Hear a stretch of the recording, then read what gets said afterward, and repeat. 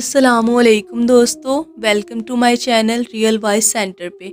अगर आप चैनल पे नए हैं तो चैनल को सब्सक्राइब कर लें, बेल नोटिफिकेशन को ऑन करके ऑल के बटन पे क्लिक कर दें ताकि आने वाली तमाम वीडियोस की अपडेट आप तक बर वक्त पहुँच सके। तो चलते हैं वीडियो की तरफ। हमारे घर का माहौल बहुत अच्छा था। वालिदैन हमारे साथ दोस्तों की तरह रहते। मेरे अपने भाई के साथ दोस्ती थी। हम एक दूसरे के करीब थे क्योंकि घर में हम 4 ही लोग थे। अपने दिल की बातें भी मेरे साथ कर लिया करता था। इन दिनों हम एक छोटे से शहर में रहा करते थे। यहाँ के कॉलेज में मेरे भाई का दिल ना लगा तो वालिद ने इनको करीबी शहर के एक बड़े कॉलेज में दाखिला करवा दिया, जहाँ हॉस्टल भी था। अब वो माह 2 माह बाद घर आते। एक रोज़ अचानक 10 रोज़ बाद ही आ गए। अम्मी ने पूछा, खैर तो है आदिल बेटा, अभी गए थे और अभी आ गए? कहा, अम्मी जान हॉस्टल का खाना अच्छा नहीं लगता, मैदे में दर्द सा बना रहता है। वो बोले, अरे मियाँ तुम्हारी भी क्या बात है, कभी अपने शहर का कॉलेज ठीक नहीं लगता तो कभी लाहौर के हॉस्टल का खाना अच्छा नहीं लगता। यूँ कहो ना, पढ़ाई में जी नहीं लगता। वही बात हो गई ना कि नाच ना जाने आंगन टेरा। वालिद ने ये मिसाल बस वैसे ही बोल दी, लेकिन मुझे लगा आदिल भाई यकीनन परेशान है। अभी मैं इनके चेहरे पर मौजूद परेशान कुन तहरीर पढ़ ही रही थी कि वो मेरे पास आ गए। शाम का वक्त था और मैं चावल साफ कर रही थी। कहने लगे, गुड़िया एक बात बताऊं? अम्मी को मत बताना। हाँ भाई बताओ। मैं अम्मी को नहीं बताऊंगी। बात कुछ अजीब सी है, पता नहीं तुमको बतानी चाहिए या नहीं, लेकिन ये सच बात है कि मेरे हॉस्टल में जिन आ गए हैं, इसलिए मैं घर आ गया हूँ। दरअसल मैं इनसे उलझना ना चाहता था। आदिल भाई की बात सुनकर मेरी हंसी निकल गई। मैंने कहा, भैया जी जानती हूँ ये सब जिन बिन तुम्हारा वहाँ दिल नहीं लगता, इसलिए आ गए हो। अब बहाने मत बनाओ, तुम वहाँ पढ़ने गए हो, दिल लगाने नहीं गए। अब पढ़ना तो है, वक्त ज़ाया करने का क्या फ़ायदा। मेरी मानो तो कल ही वापस चले जाओ, वरना आप नाराज़ होंगे क्योंकि तुमने ही ज़िद की थी लाहौर जाकर पढ़ने की। बात यह है गुड़िया कि मेरे रूममेट ने मुझे अजीब सा वाक़या सुनाया है। इसने मुझे मेरे दोस्त की आप बीती इस तरह सुनाई है। इसके जाने के बाद मुझको इस कमरे में वहशत होने लगी है। तब मैं चला आया हूँ। वाक़या तो बताओ, मैंने इश्तियाक से सवाल किया। वाक़या ये है कि मेरे दोस्त जमान, जो लाहौर के करीब एक गाँव के रहने वाले हैं, इसके गाँव के नज़दीक एक पहाड़ पर एक बुज़ुर्ग का मज़ार है। इस मज़ार पर हर जुमेरात को उर्स होता है। अकीदतमंद लोग आते हैं, कवालियाँ होती हैं, दमाल पढ़ते हैं। ये यहाँ का रवाज था। एक दिन समा भी अपने दोस्त के हमरा वहाँ कवाली सुनने गया। इसका दोस्त साजिद एक खूबरू नौजवान था, जिसका कद निकलता हुआ, रंग गोरा और बाल घुंघराले थे। वो वाकई हसीन लड़का था। इसका कसरती बदन और सेहतमंद जिस्म देखकर शहर के नौजवान इस पर रक्श करते थे। साजिद के 2 ही शौक थे, कबड्डी खेलना और दमाल डालना। इसको दमाल पर बड़ी महारत हासिल थी।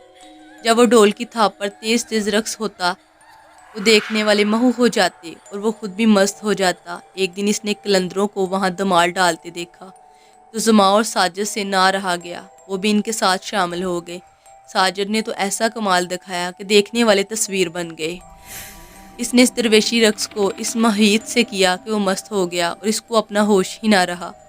रात को जब ये दोनों दोस्त घर लौटे तो बेहद थके हुए थे। आते ही लेट के इनको नींद आने लगी। साजिद और जमा के घर भी करीब करीब थे और ये बचपन के साथी थे। हमने आज इकट्ठे गाँव भी जाना था, मगर साजिद ने कहा कि इसकी तबीयत ठीक नहीं है, सारे बदन में दर्द है। मैंने साजिद को समझाया कि तुम वहाँ जब रक्स सुना होते हो तो तुमको अपना होश भी नहीं रहता। तुम इस तरह आपे से बाहर मत हो जाया करो। कल तुम जब इन दरवेशियों के साथ मस्त होकर और बाल खोलकर धमाल डाली तो इसकी वजह से तुमको बुखार हुआ है, क्योंकि तुम बहुत थक गए थे। तुम खुद को इस कदर क्यों थका देते हो? इसने कहा, मुझे खबर ही नहीं रहती। जब मैं धमाल डालने लगता हूँ तो लगता है इस दुनिया में मैं नहीं हूँ, बल्कि दूसरी दुनिया में पहुँच गया हूँ। और इस दिन अकेला ही गाँव चला गया। जब मैं वापस आया तो अम्मी ने बताया कि साजिद की तबीयत बहुत ख़राब हो गई है। इसकी माँ हमारे घर तुमको बुलाने आई थी। अब न जाने इसका क्या हाल है। इसको डॉक्टर के पास ले जाना था। किस्सा मुख्तसर, जमा अपने दोस्त के घर गया। इसकी हालत अजब थी। सर के बाल खुले हुए थे और आंखें सुर्ख अंगार हो रही थी। हसीन चेहरा बिगड़ गया था और हाथ पांव मुड़े हुए थे। लगता था कि कोई गैर मरई ताकत है जो इसको तकलीफ दे रही है। इसके मुंह से जाग निकल रहा था और गर्दन एक जानब मुड़ी हुई थी।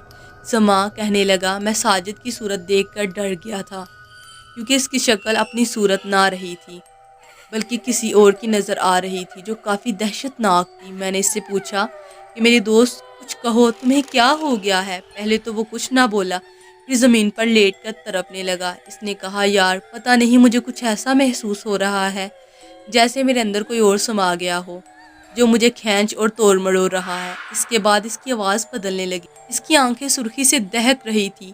وہ کسی اور زبان میں گفتگو کرنے لگا جو میری سمجھ میں نہ آ رہی تھی۔ میں نے چاہا کہ اس کو کسی ڈاکٹر کے پاس لے جاؤں مگر اس کی حالت غیر ہو رہی تھی، وہ چلنے کے قابل بھی نہ تھا۔ بقول زماں میں خود ہی ڈاکٹر کے کلینک چلا گیا اور اس کو گھر لے آیا۔ جب میں اور ڈاکٹر ماجد کے پاس پہنچے وہ سو چکا تھا۔ ڈاکٹر نے کہا اب اس کو مت جگاؤ، بے آرام نہ کرو، میں کچھ دوائیاں لکھ دیتا ہوں، جا کے تو کھلا دینا، پھر میرے کلینک پر لے آنا۔ اس واقعے کے 2 ماہ تک ساجد ٹھیک ٹھاک رہا۔ ایک دن جب ہم ایک ویران جگہ دوست کا پلاٹ دیکھنے گئے تو ساجد نے ہمیں حیران کر دیا۔ ہمارے ایک دوست شریف نے آبادی سے کچھ دور نئی کالونی میں پلاٹ خریدا تھا۔ یہ کالونی غیر آباد تھی۔ دوسرا دوست اکرم بھی ایک پلاٹ یہاں پر لینا چاہتا تھا۔ شریف ہم کو جگہ دکھانے کے لیے لے گیا تھا۔ وہاں سب تو پلاٹ دیکھے ہیں، میں مہو ہو گئے، مگر ساجد سامنے میدان کی سمت دیکھنے لگا۔ اس کی آنکھوں میں اچانک چمک آ گئی اور وہ کہنے لگا دیکھو وہ سامنے کیا شاندار تقریب ہو رہی ہے۔ ہم نے دیکھا تو کہیں میدانوں کے سوا کچھ نظر نہ آیا۔ شام کا وقت تھا، سب نے سمجھا اس کا وہم ہو رہا ہے۔ یار ساجد کیا کچھ دیکھ رہے ہو؟ کسی اور کو تو وہاں کچھ نظر نہیں آ رہا۔ وہ کہنے لگا اتنے سارے لوگ ہیں، عورتیں اور مردوں کے خوبصورت زرق برق کپڑے پہنے ہوئے ہیں اور تم لوگوں کو وہاں کچھ نظر نہیں آ رہا۔ وہاں شادی ہو رہی ہے، آسمان تک روشنی کی چمک اٹھ رہی ہے۔ تینوں دوست حیرت سے اس کی باتیں سن رہے تھے۔ شریف بولا شاید یہ پاگل ہو گیا ہے۔ نہیں یہ پاگل نہیں ہے، میں اس کی پہلے کیفیت دیکھ چکا تھا۔ ساجد سے کہا یار بڑی بھوک لگی ہے، کیا یہ نہیں ہو سکتا کہ اس شادی میں ہم کو بھی تھوڑا سا کھانا مل جائے؟ شریف نے کہا وہ سامنے دیگیں پڑی ہیں، اچھا ٹھہرو میں لاتا ہوں۔ ساجد نے جواب دیا۔ وہ چند قدم کیا کہ ہم نے دیکھا وہ واپس آ رہا ہے۔ اس کے ہاتھ میں پلاؤ تھا اور اس پر گوشت کے بڑے بڑے روسٹ پڑے ہوئے تھے۔ سب دیکھ کر حیران رہ گئے، سبھی ڈر گئے۔ کھانے کی بڑی پرات وہیں چھوڑ کر تینوں دوست گاڑی میں بیٹھ کر گھر آ گئے۔ ساجد کے گھر والے ڈاکٹروں کے پاس لے گئے۔ حیرت کی بات یہ تھی کہ جوں جوں علاج کرواتے اس کی حالت زیادہ بگڑتی جاتی۔ پھر ایک بزرگ سے مشورہ کیا گیا، انہوں نے کہا کہ آپ ڈاکٹر سے اس کا علاج کرانے کے ساتھ کسی عالم سے بھی اس کا علاج کروائیں جو عبادت گزار ہو، اسے دعا کرائیں۔ انہوں نے ایک نیک بزرگ کا پتہ بھی دیا۔ ساجد کے بھائی اس کو وہاں لے گئے۔ تقریباً 7 روز وہ اس عالم کے گھر پر مہمان رہا اور اس پر آیات قرآن دم کرواتے رہے۔ تب عالم صاحب نے خواب دیکھا اور بتایا کہ جب یہ مزار پر دمال کر رہا تھا تو وہاں 2-3 عورتیں بھی تھیں، ایک بڑی بہن جس کا شوہر بھی ساتھ تھا اور دوسری چھوٹی جو دمال کے وقت قریب کھڑی تھی۔ اس کو ماجد کا دمال اتنا اچھا لگا کہ وہ اس کے قرب کی ممتنی ہو گئی۔ بڑی بہن کے پاس علم ہے، اسی وجہ سے چھوٹی بہن اس سے ڈرتی ہے۔ کبھی کبھی یہ تینوں جب ماجد کے قریب ہوتے ہیں اس کی حالت غیر ہو جاتی ہے۔ عالم صاحب نے مسلسل قرآنی آیت پڑھی اور ماجد پر دم کرتے رہے۔ اب ماجد کی حالت سنبھل گئی۔ جب زمان نے یہ باتیں میرے بھائی سے کی تب اس کا دل ہاسٹل کے کمرے میں نہ لگ رہا تھا۔ ہم اس نے زمان کی باتوں کا مذاق اڑایا اور کہا کہ تم نے من گھڑت قصہ سنایا ہے اور میں اس پر یقین نہیں کرتا۔ اب زمان نے بھائی سے کہا کہ تم نے میرے ساتھ گاؤں چلنا ہے، میں تم کو ساجد سے ملوا دوں گا، تم خود اپنی آنکھوں سے دیکھ لینا۔ میں زمان کے ساتھ اس کے گاؤں چلا گیا۔ ساجد کو دیکھا تو افسوس ہوا، اس کی حالت درست نہ تھی۔ اسی دن جمعرات کی شام یہ لوگ وہاں دمال دیکھنے گئے۔ تبھی ساجد بولا کہ وہ دیکھو، وہ رہے۔ سب ایک سمت دیکھا جہاں عورتوں کا رش تھا۔ وہ نہایت حسین لڑکی تھی، سبز رنگ کے کپڑے پہنے تھے۔ ایسی حسین لڑکی میں نے پہلے کبھی نہ دیکھی تھی۔ اس کے ساتھ ایک ادیر عمر عورت تھی جس کے منہ پر چادر تھی۔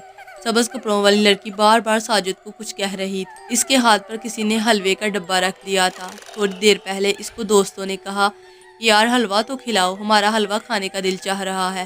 اب سبھی اس ڈبے کو حیرت سے دیکھ رہے تھے کہ یہ کہاں سے آ گیا ہے۔ ساجد کے ہاتھ تو خالی تھے۔ بھیڑ میں دیکھا تو وہ حسین عورتیں بھی غائب تھی۔ بھائی کیا آپ نے حلوہ کھایا؟ نہیں گڑیا، میں نے تو چکھا بھی نہیں، اور وہاں سے بھاگ آیا۔ ہاسٹل گیا تو دیکھا کہ وہاں بھی حلوے کا ڈبہ رکھا ہوا ہے، جبکہ جاتے ہوئے کمرہ لاک کر کے گیا تھا۔ میں خوف زدہ ہو کر سیدھا بس اڈے پر چلا گیا اور گھر آ گیا۔ اس کے بعد میرا بھائی اس ہاسٹل نہ آ گیا۔ خدا جانے بھیا نے یہ داستان گھر کر سنائی تھی یا واقعی سچ ہو۔ या वाकई सच कह रहे थे। ये राज उन्होंने आज तक नहीं बताया। जब भी इससे पूछा तो ये जवाब देते कि हाँ, ये वाकया सच ही है। इसके बाद बाई ने लाहौर वाला कॉलेज छोड़ दिया और वापस आकर अपने शहर के कॉलेज में दाखिला ले लिया और तलीम मुकम्मल की। अबू तो आज तक कहते हैं कि आदिल ने घर से दूरी को बर्दाश्त ना करते हुए ये दास्तान गढ़ी थी, वरना ऐसी कोई बात ना थी। इस वाक़ये के बाद गैर मरई खबरों पर मेरा इत्मीनान और भी पुख्ता हो गया, क्योंकि मेरा भाई इतना डरपोक ना था कि वो अपने अब्बा जान से ना कह पाता कि मैं घर से दूर नहीं रह सकता, और ना मेरे अब्बा जान इतने जालिम थे कि वो भाई को इनकी मर्ज़ी के बगैर हॉस्टल में भेज देते। तो कैसी लगी दोस्तों ये स्टोरी? अगर अच्छी लगी हो तो प्लीज़ वीडियो को ज़रूर लाइक करें, हमारे चैनल को ज़रूर सब्सक्राइब करें और वीडियो के नीचे कमेंट्स में अपनी राय का इजहार ज़रूर कीजिएगा। अल्लाह हाफिज़, दुआओं में याद रखना।